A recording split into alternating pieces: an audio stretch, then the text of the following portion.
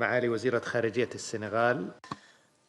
I thank the Foreign Minister of Senegal.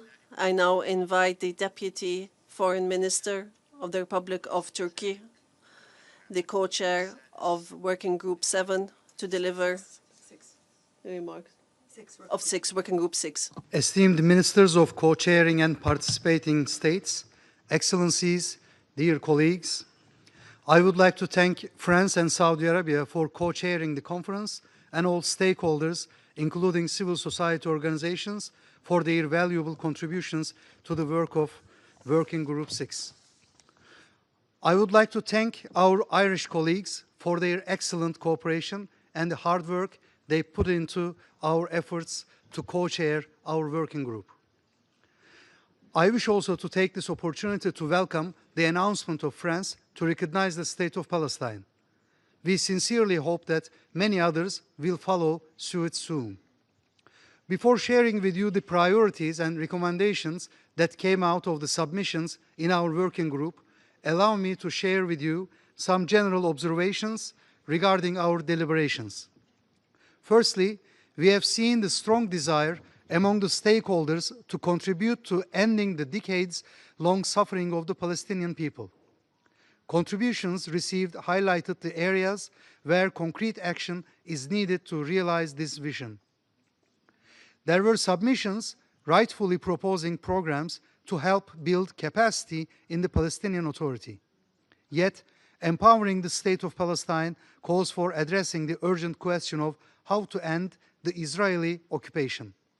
Therefore, the root cause is still there.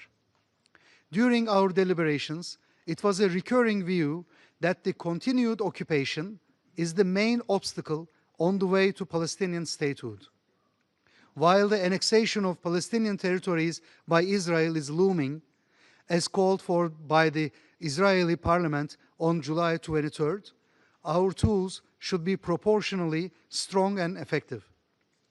Some stakeholders made submissions proposing the establishment of mechanisms to enforce international law and international humanitarian law. We also observed that the addition to the dire humanitarian situation in Gaza, illegal settlements, confiscation of land, house demolitions by Israel in the West Bank, including East Jerusalem, also call for urgent action. Some stakeholders emphasized that measures, including sanctions, should be imposed against settlers in the occupied Palestinian territory. Israel may also be subjected to coercive measures as it is the enabler of the illegal settlements. The acts of Israel to displace, dislocate, and expel Palestinian people from their homeland should be prevented without any delay. We cannot envisage the State of Palestine without the Palestinian nation.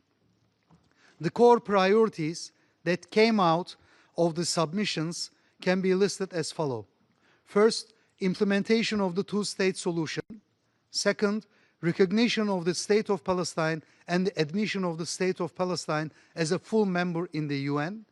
Third, humanitarian and reconstruction efforts in Gaza. Fourth, institutional development. Fifth, halting settlement expansion and forced displacement. Six, accountability and the rule of law. 7, civil society engagement.